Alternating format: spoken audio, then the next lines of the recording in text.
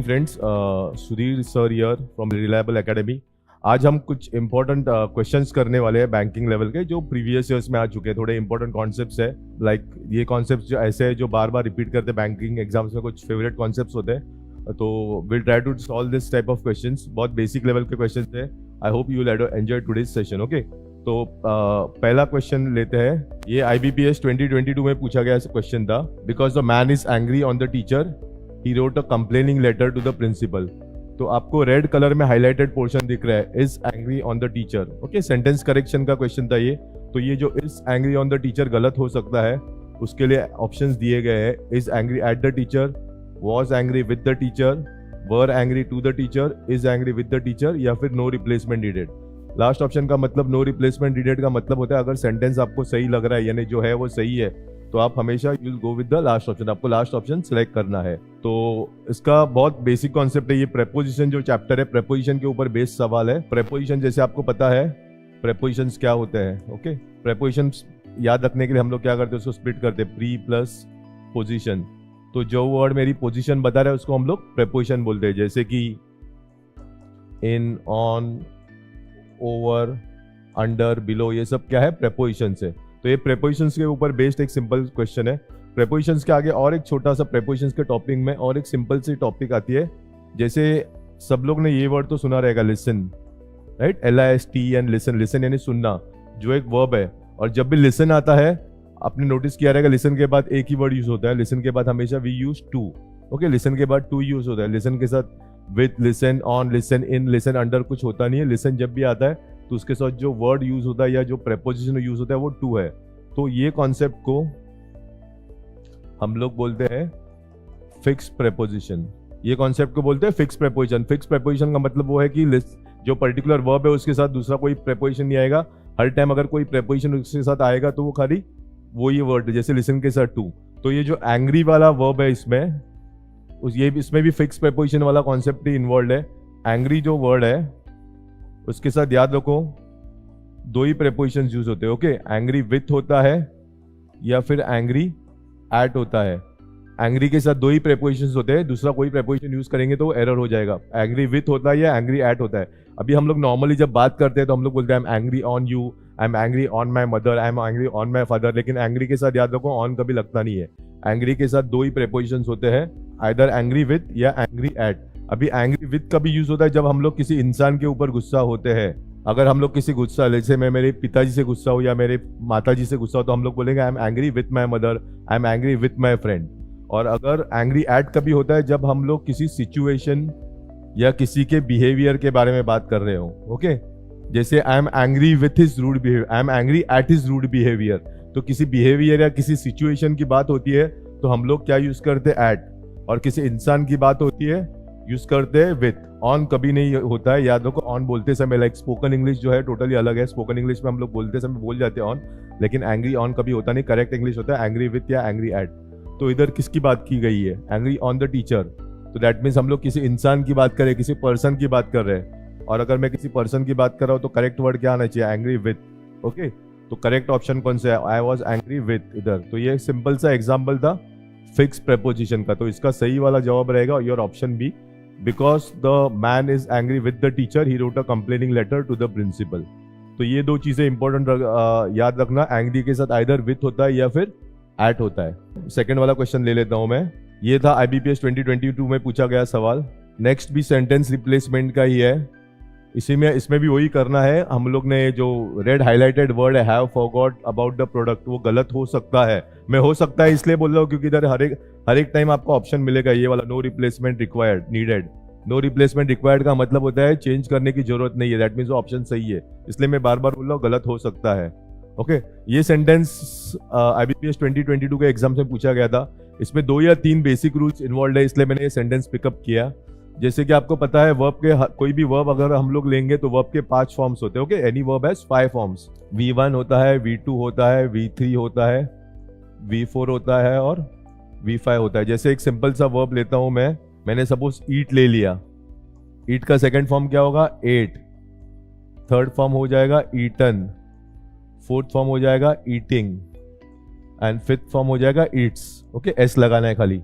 वैसे ड्रिंक का क्या हो जाएगा, ड्रिंक का हो जाएगा ड्रैंक, थर्ड फॉर्म होता है ड्रंक, फोर्थ फॉर्म होता है ड्रिंकिंग, फिफ्थ फॉर्म होगा ड्रिंक्स। ओके, तो ये जो फोर्थ फॉर्म है उसको जेरेंट भी बोलते हैं क्योंकि इसमें आईएनजी लगता है। ओके, ये फिक्स होता है।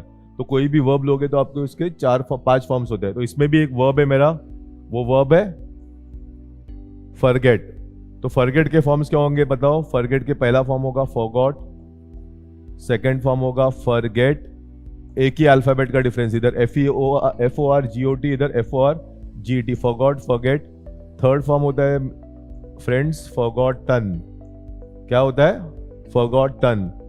फोर्थ फॉर्म होगा फॉरगेटिंग, और लास्ट फॉर्म हो जाएगा forgets, forget forgot, sorry forget forgot forgotten forgetting and forgets. Okay, तो ये 5 फॉर्म है। और एक बेसिक रूल हम लोग ने ग्रामर में किया है, जब भी हैज आता है, हैव आता है या फिर हैड आता है, जब भी हैज आता है, हैव आता है या हैड आता है, उसके बाद हमेशा अगर कोई वर्ब लगेगा तो वर्ब का हमेशा वो थर्ड फॉर्म ही लगता है। ओके, हैज, हैव और हैड के बाद हमेशा वर्ब का थर्ड फॉर्म ही लगता है। ये 2 रूल्स है, हैज, हैव, हैड के साथ थर्ड फॉर्म लगेगा। दूसरा, सब लोग को पता रहेगा डिफरेंस हैज और हैव में क्या है। हैज हम लोग सिंगुलर होगा तो हैज यूज करते हैं, प्लूरल होगा तो हैव यूज करते हो। कि एक पर्सन रहेगा तो हम लोग क्या यूज करेंगे? हैज। बहुत पर्सन रहेंगे तो हम लोग यूज करेंगे हैव। इंग्लिश में 2 वर्ड्स है जो सिंगुलर है फिर भी उसके साथ हैव यूज होता है, वो अलग केस है, वो याद रखो। वो 2 वर्ड्स जो सिंगुलर होने के बावजूद हम लोग उसके साथ हैव यूज करते हैं, वो 2 वर्ड्स है आई और यू। ओके, आई भी सिंगुलर है, यू भी सिंगुलर है, लेकिन आई और यू के साथ कभी हैज होता नहीं, आई और यू के साथ हमेशा हैव होता है। ठीक है, तो ये हैज सिंगुलर है, हैव प्लूरल है। अब इसका सब्जेक्ट देखो क्या है? कंज्यूमर्स। कंज्यूमर्स है तो क्या आना चाहिए? हैव आना चाहिए। ओके, और हैव आ गया तो कौन सा आना चाहिए? हैव के साथ वर्ब का थर्ड फॉर्म आना चाहिए। अभी वर्ब का थर्ड फॉर्म क्या है इधर? Forgotten, right?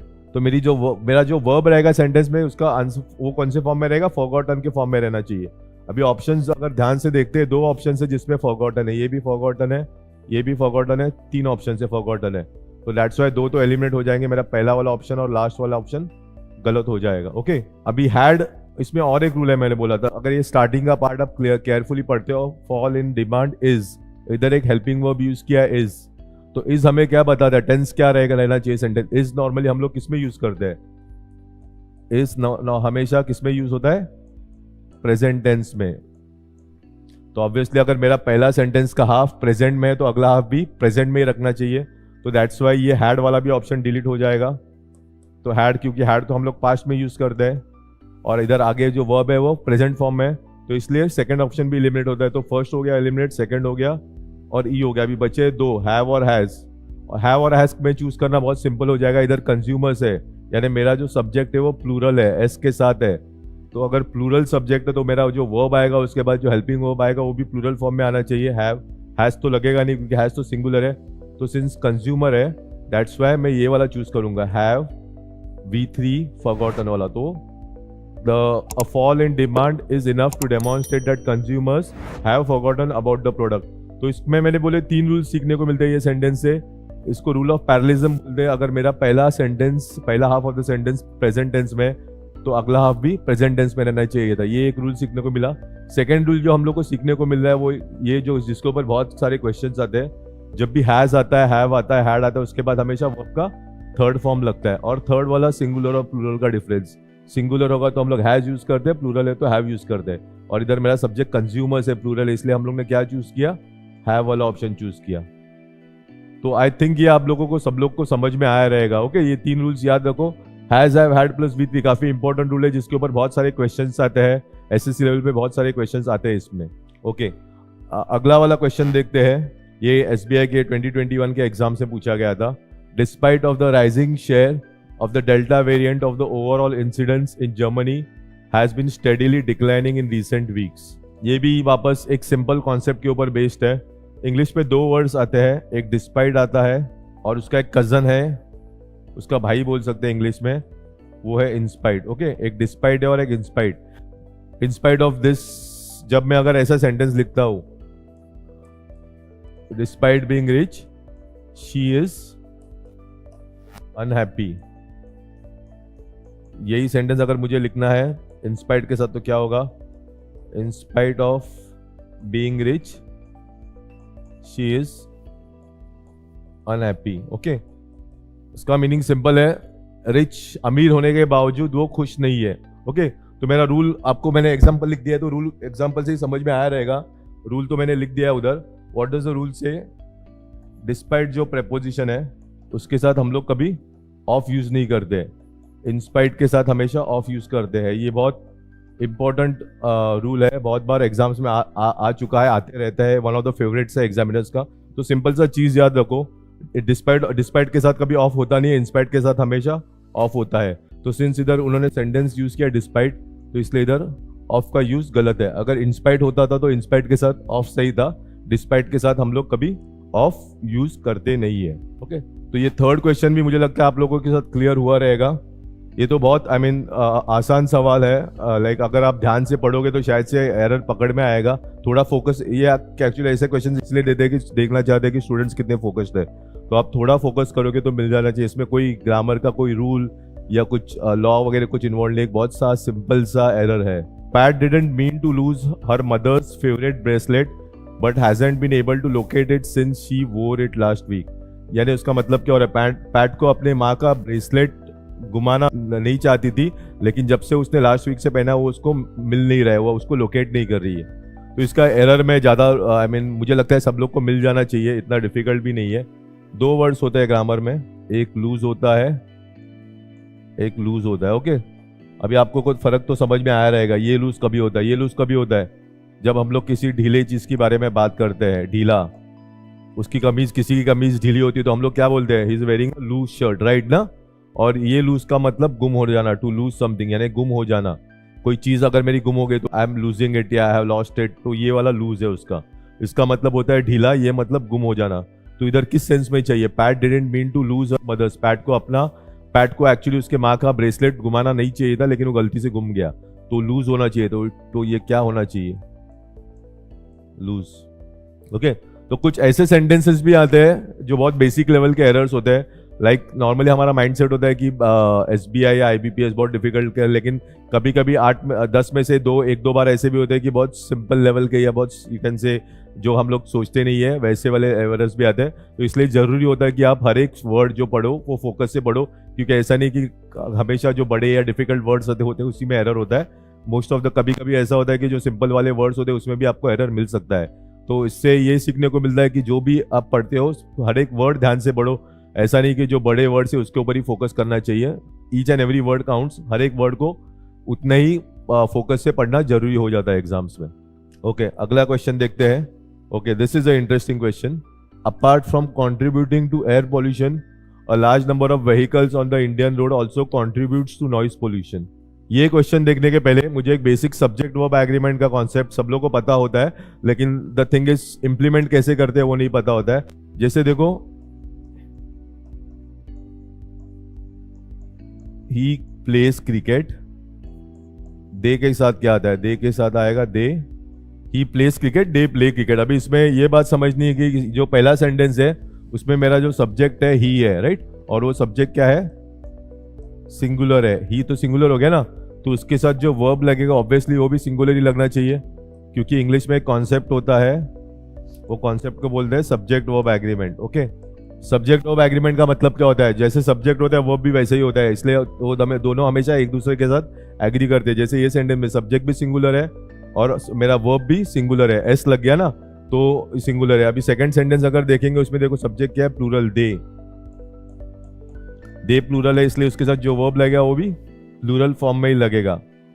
तो the moral of the story से क्या सीखने को मिल रहा है, सिंपल सी चीज है, अगर कोई भी वर्ब हो उसके साथ आपको एस लगा हुआ दिखेगा तो उसका मतलब क्या होता है, वो 100% सिंगुलर है। कोई भी वर्ब के साथ वर्ब के एंड में एस रहेगा तो 100% सिंगुलर है। तो ये बहुत इंपॉर्टेंट, सब लोगों को कॉन्सेप्ट पता होता है, लेकिन वो अप्लाई कैसे करना होता है उसमें थोड़ा कंफ्यूजन होता है। ओके, तो अभी आई थिंक ये कॉन्सेप्ट क्लियर है, कोई भी वर्ब के साथ आपको आगे एस दिखेगा तो 100% याद रखो वो सिंगुलर है।